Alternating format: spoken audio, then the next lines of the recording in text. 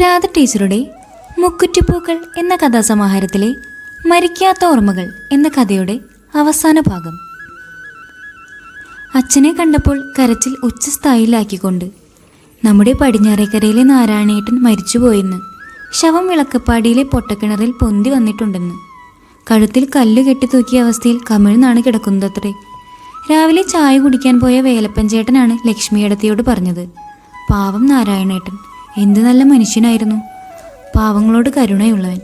ഇത്ര വലിയ ക്രൂരത ചെയ്തത് ആരായിരിക്കാം?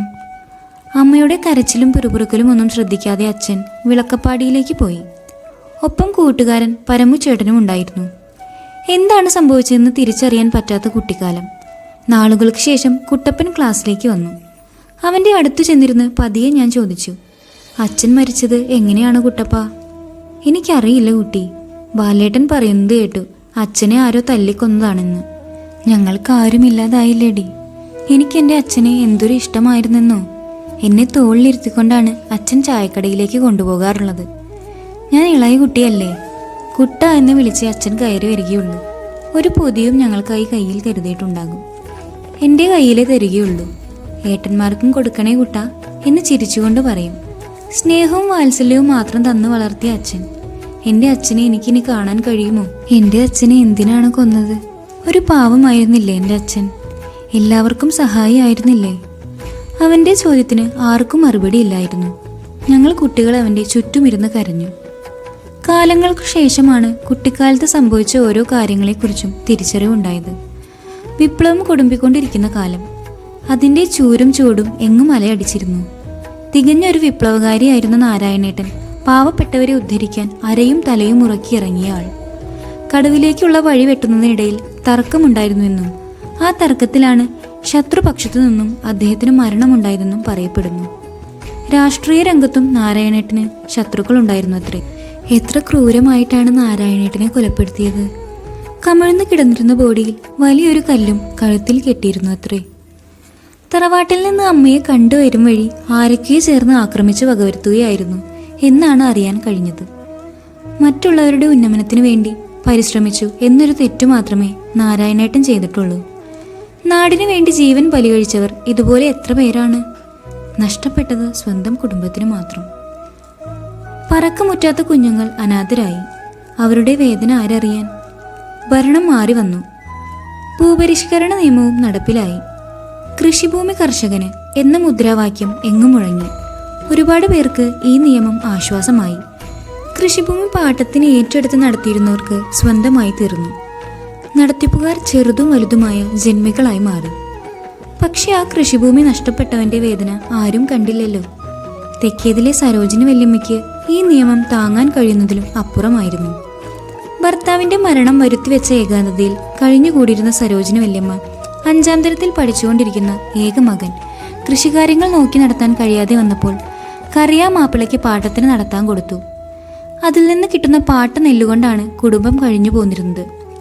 ഭൂപരിഷ്കരണ നിയമം നടപ്പിലായപ്പോൾ ആകെ ഉണ്ടായിരുന്ന 1 ഏക്കർ കൃഷിഭൂമി അന്യാധീനപ്പെട്ടുപോയി. നഷ്ടപ്പെട്ടുപോയ തങ്ങളുടെ ജീവിതമാർഗത്തെക്കുറിച്ചോർത്ത് സരോജിനി വല്യമ്മ ഒരുപാട് നാൾ കരഞ്ഞു നടന്നു. പിന്നീട് മാനസിക രോഗിയായി അകത്തളങ്ങളിൽ ഒതുങ്ങിക്കൂടി. അതോടെ മോന്റെ കാര്യങ്ങൾ വേണ്ട വിധത്തിൽ നോക്കാനോ അവനെ നല്ല നിലയിൽ പഠിപ്പിക്കാനോ വല്യമ്മയ്ക്ക് കഴിഞ്ഞില്ല.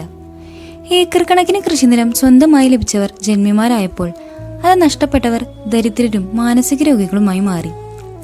കാളിക്കുട്ടിയമ്മയുടെ നിലവും ഇത്തരത്തിലാണ് നഷ്ടപ്പെട്ടത്. ഈ നിയമം വരുമെന്ന് നേരത്തെ സൂചന കിട്ടിയവർ സ്വന്തം ഭൂമി നടത്തിപ്പുകാരിൽ നിന്ന് വീണ്ടെടുത്തു. ഞാൻ ആലോചിക്കുകയായിരുന്നു, പകുതി എന്ന നിയമം വന്നിരുന്നെങ്കിൽ എത്രയോ പേരുടെ കണ്ണീരും വേദനയും ഒഴിവാക്കാമായിരുന്നു. കുട്ടപ്പനെ കണ്ടപ്പോൾ എന്തെല്ലാം കാര്യങ്ങളാണ് ഓർത്തുപോയത്. പുഴ അടുക്കാറായി മക്കളെ. പുഴയുടെ തീരത്താണ് കമലേടത്തിയുടെ വീട്. നമുക്കവിടെ ഒന്ന് കയറിയിട്ട് പോകാം. അവർ കുറച്ചു കാലമായി കിടപ്പിലാണെന്നറിഞ്ഞു. അതാരാണ് അമ്മൂമ്മേ കമലേടത്തി? അതെന്റെ ജീവൻ രക്ഷിച്ച ആളാണ് മക്കളെ. കമലേടത്തി ഇല്ലായിരുന്നെങ്കിൽ മക്കൾക്ക് ഇന്ന് ഈ അമ്മൂമ്മയെയും അറിയില്ലായിരുന്നു. അങ്ങനെയാണോ? എങ്കിൽ ഞങ്ങൾക്കും ആ അമ്മൂമ്മയെ കാണണം. ശരി, ഇതാണ് കമലേടത്തിയുടെ വീട്. ഞങ്ങൾ ഗേറ്റ് കടന്ന് മുറ്റത്തെത്തി. അവിടെ കമലേടത്തിയുടെ മൂത്ത മകൾ ലളിത നിൽപ്പുണ്ടായിരുന്നു. അവൾ പുഞ്ചിരിയോടെ ഞങ്ങളുടെ അടുത്ത് വന്നു. ചേച്ചി എപ്പോൾ വന്നു? ഞാൻ ഇന്ന് വന്നതേയുള്ളൂ. കുട്ടികളെ പുഴ കാണിക്കാൻ കൊണ്ടുവന്നതാണ്. നീയും കുഞ്ഞുങ്ങളും സുഖമായിരിക്കുന്നോ? അമ്മ എവിടെയാണ് കിടക്കുന്നത്? അങ്ങോട്ട് കയറിക്കോളൂ. വലതു സൈഡിലെ റൂമിലാണ് അമ്മ കിടക്കുന്നത്. അവൾ ചൂണ്ടിക്കാണിച്ച മുറിയിലേക്ക് കയറി ചെന്നു. ചുമരിന് അഭിമുഖമായി കട്ടിലിൽ ചുരുണ്ടു കിടക്കുകയാണ് കമലേടത്തി.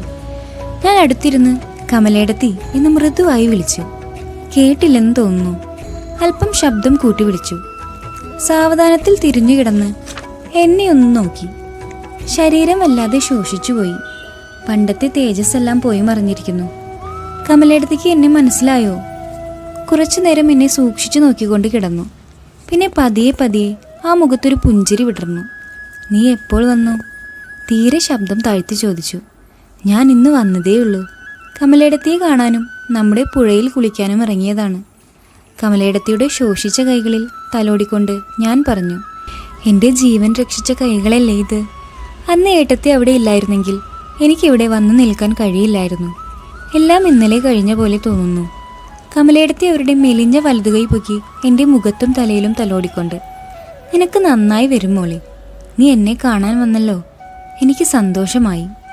കമലേടത്തിയുടെ ശോഷിച്ച വിരലുകളും ചൈതന്യം പറ്റിയ കണ്ണുകളും കണ്ടപ്പോൾ പഴയ കാലം ഞാൻ ഓർത്തുപോയി. എന്തൊരു സുന്ദരിയായിരുന്നു. നീണ്ടു വിടർന്ന ആ കണ്ണുകളുടെ ചലനം എൻ്റെ മനസ്സിൽ ഇന്നും തങ്ങി നിൽക്കുന്നു. കഷ്ടപ്പാടുകൾ നിറഞ്ഞ ജീവിതമായിരുന്നു കമലേടത്തിയുടേത്. കുടുംബം പോറ്റുന്നതിൽ വലിയ ഉത്തരവാദിത്വമൊന്നും കാണിക്കാത്ത ഭർത്താവ്. 4-5 മക്കളെ പോറ്റി സംരക്ഷിക്കാൻ കമലേടത്തി ഒരുപാട് കഷ്ടപ്പെട്ടിട്ടുണ്ട്. ഇപ്പോൾ മക്കളെല്ലാം നല്ല നിലയിലായി. 2 മക്കൾ വിദേശത്ത് താമസമാക്കിയിരിക്കുകയാണ്. ഇളയ മകൻ ഹരിദാസിൻ്റെ ഒപ്പമാണ് കമലേടത്തി. പെൺമക്കൾ വേണ്ട വിധത്തിൽ അമ്മയെ ശുശ്രൂഷിക്കാൻ എത്താറുണ്ട്. എല്ലാ സുഖങ്ങളും അനുഭവിച്ച് ജീവിക്കാമെന്ന സാഹചര്യം വന്നപ്പോൾ കമലേടത്തി രോഗിയായി തീരുകയും ചെയ്തു. വേലപ്പഞ്ചേട്ടൻ 2 വർഷം മുമ്പേ മരിച്ചുപോയി. കുട്ടികൾ പുറത്തു നിൽക്കുകയായിരുന്നു. വാ മക്കളെ, ഈ അമ്മൂമ്മയെ ഒന്ന് കണ്ടോളൂ, എന്നിട്ട് നമുക്കിറങ്ങാം. കുട്ടികൾ അടുത്തു വന്നപ്പോൾ കമലേടത്തി അവരെ അടുത്തു വിളിച്ച് 2 പേരുടെയും നെറ്റിയിൽ ഉമ്മ വെച്ചു. അമ്മൂമ്മയോട് യാത്ര പറയൂ മക്കളെ. ടാറ്റ അമ്മൂമ്മേ. അവർ പുറത്തേക്ക് ഇറങ്ങി. എന്നാൽ ശരി ഏട്ടത്തി, ഞാൻ ഇറങ്ങട്ടെ. ഇനിയും വരാം കേട്ടോ. സൂക്ഷിക്കണേ മക്കളെ എന്ന് മാത്രം പറഞ്ഞ് ഏട്ടത്തി നിശബ്ദയായി. പഴയ ഓർമ്മയിൽ മുങ്ങിപ്പോയെന്ന് തോന്നുന്നു.